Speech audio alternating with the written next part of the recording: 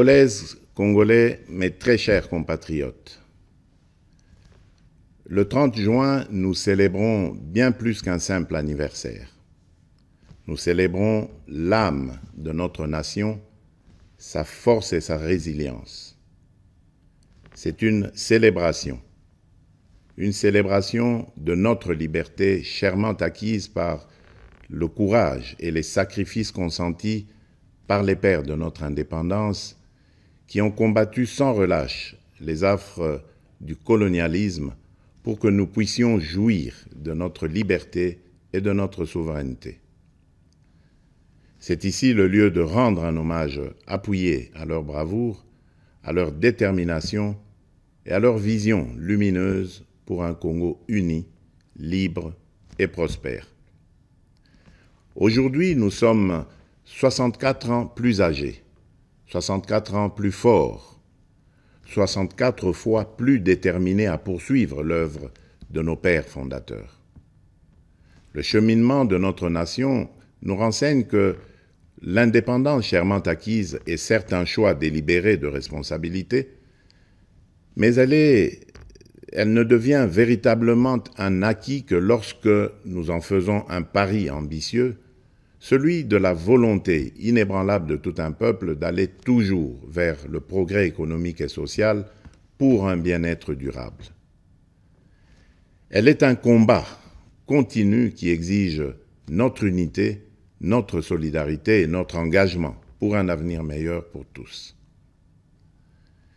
Mes très chers compatriotes, cette commémoration est marquée cette année par l'installation effective des institutions de la République et des animateurs issus du 4e cycle électoral qui a connu pour la première fois la participation d'une partie de nos compatriotes vivant à l'étranger. Ce processus est appelé à s'étendre à l'ensemble de la diaspora congolaise à travers le monde. Je me réjouis de célébrer notre marche collective vers la consolidation de la démocratie et la promotion de l'état de droit dans notre nation. Il est crucial que nous reconnaissions l'importance de ces valeurs fondamentales pour assurer une société juste, équitable et prospère pour tous. Mes très chers compatriotes, le défi sécuritaire auquel nous sommes injustement confrontés est complexe et exige une réponse collective, courageuse et déterminée de notre part. En cette journée sacrée de notre indépendance, je ne peux passer sous silence la grave situation sécuritaire qui secoue notre pays. Ce qui se passe à Kanyabayonga, à Kaini, au village du sud de Lubero ainsi que dans les territoires de Rutshuru, de Nyiragongo et du Masisi, constitue une agression flagrante contre notre souveraineté nationale et la paix de notre peuple. En ma qualité de président de la République et commandant suprême des forces armées et de la police nationale, je tiens à vous assurer de ma détermination inébranlable à défendre l'ensemble de notre territoire et à rétablir la paix.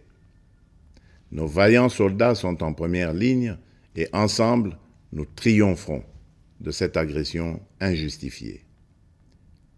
À nos frères et sœurs de Kanyabayonga et des régions avoisinantes, je veux exprimer ma profonde solidarité et ma compassion face aux souffrances que vous endurez.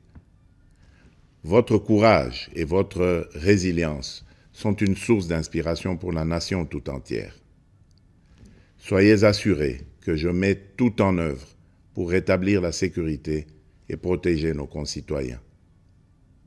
Je viens de tenir un Conseil supérieur de la défense élargi et des instructions claires et fermes ont été données pour la sauvegarde de l'intégrité territoriale de notre pays. Ensemble, unis et déterminés, nous surmonterons ces épreuves et nous restaurerons la paix et la sécurité dans notre chère patrie. Mes très chers compatriotes, les forces extérieures hostiles qui agressent injustement notre pays évoquent le prétexte farfelu des supposées exactions commises contre les communautés rwandophones établies chez nous. Les justifications brandies par les auteurs connus de cette agression sont manifestement dénuées de tout fondement. Je tiens à rappeler fermement que la République démocratique du Congo, fidèle à son hospitalité légendaire, respectueuse des principes humanitaires et de ses obligations internationales, a toujours, depuis son accession à l'indépendance, accueilli par vagues de réfugiés venant des pays voisins. À titre d'exemple, la République démocratique du Congo a offert son hospitalité notamment aux communautés angolaises, burundaises et centrafricaines en raison de nombreux et violents conflits qui avaient secoué leur pays en son temps. Ces dernières ont toujours vécu en harmonie avec les 450 communautés autochtones et locales. La question des réfugiés est une préoccupation majeure pour notre gouvernement et nous la traitons avec sérieux, méticulosité et compassion. Cependant, le refus persistant de notre voisin de coopérer pleinement sur des questions essentielles, telles que convenues avec le Haut Commissariat des Nations Unies pour les réfugiés, complique la résolution de cette crise humanitaire. Prenant donc la mesure de l'héritage de notre indépendance, nous augmentons sensiblement les moyens de défense et de sécurité pour protéger avec plus d'efficacité nos frontières et nos populations. C'est pourquoi j'ai instruit le nouveau gouvernement de la République d'investir prioritairement dans le renforcement des capacités de l'État à sécuriser le territoire et la population, avec un budget cumulé sur les 5 ans représentant 20% du budget annuel, essentiellement destiné à poursuivre des actions de la montée en puissance de nos forces de défense et de sécurité. Honneur et courage aux vaillants soldats et combattants qui défendent loyalement la patrie au péril de leur vie. La nation ne vous oubliera pas. En cette période où notre nation est confrontée à des défis sécuritaires multiformes, j'en appelle à l'harmonie et à la cohésion de toutes les communautés pour unir nos forces, promouvoir la paix, le respect mutuel, afin de consolider la transformation socio-économique de notre pays. Debout, Congolais. Mes très chers compatriotes, les perspectives économiques pour cette année 2024 restent globalement favorables, malgré les défis persistants, notamment sur le plan sécuritaire. La croissance attendue à fin décembre 2024 devrait être supérieure à la moyenne de l'Afrique subsaharienne projetée à 3,8%. Certes, l'inflation et la dépréciation du franc congolais face aux devises étrangères pèsent sur les prix intérieurs.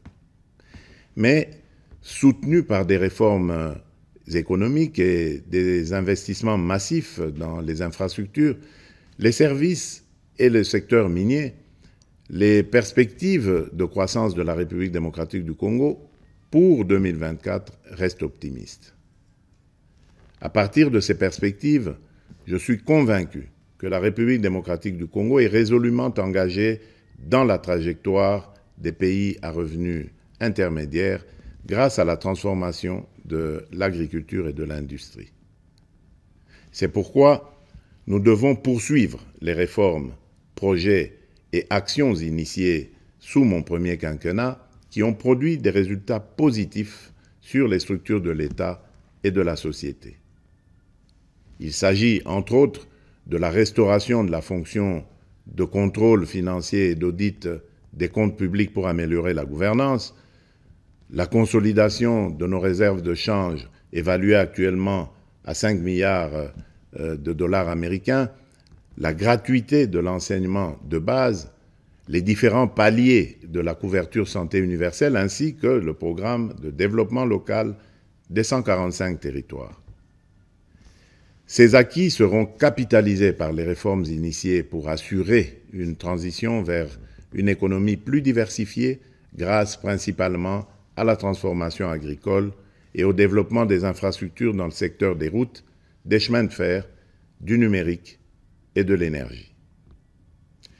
Dans ce sens, j'ai instruit le gouvernement d'accélérer dès cette année 2024, le déclenchement de la deuxième phase de ce vaste programme minerai contre infrastructure qui va contribuer à la promotion du marché intérieur et à la création d'emplois. Pour illustration, ce programme d'infrastructure permettra de relier le sud et le nord du pays. Cela va non seulement consolider notre réseau national de transport multimodal, mais aussi améliorer sensiblement la qualité de la communication à l'intérieur du pays. De même, dans le cadre de l'amélioration de la mobilité dans les grandes villes du pays, je viens de lancer les travaux de construction de la route de contournement de la capitale Kinshasa, partant de la cité de Mboudi et débouchant sur la route nationale numéro 1 par Badara, non loin de l'aéroport international de Njili. Mais au-delà de ces efforts encourageants, je suis conscient des difficultés sociales que rencontre la majorité des Congolais au quotidien. En ma qualité de garant de la nation, je peux vous rassurer que cette situation me tient à cœur et que rien n'arrêtera ma détermination à y apporter des solutions idoines et urgentes. Aussi, ai-je instruit le gouvernement à prendre des mesures nécessaires pour alléger le coût du panier de la ménagère et améliorer le pouvoir d'achat de la population.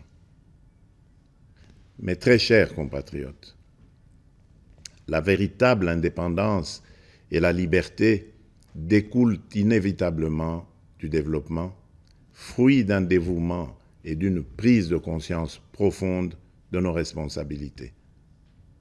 Ainsi, en célébrant notre fête nationale, nous sommes tous interpellés à embrasser pleinement la maturité de notre nation et à assumer pleinement les devoirs qui en découlent. En tant que citoyennes et citoyens congolais, où que nous soyons, il est impératif de nous engager résolument pour promouvoir les valeurs de solidarité, de justice et de travail. C'est en nous appropriant véritablement de ces idéaux que nous prendrons pour de bon le plus bel élan, comme nous y invite notre hymne national, et ce, en vue d'ouvrir la voie à un avenir radieux pour notre pays, lui permettant ainsi de prendre sa place légitime parmi les nations influentes du monde. Bonne fête nationale à toutes et à tous. Que Dieu bénisse la République démocratique du Congo, son peuple et tous ceux qui l'ont choisi comme pays de résidence. Vive la République démocratique du Congo. Je vous remercie.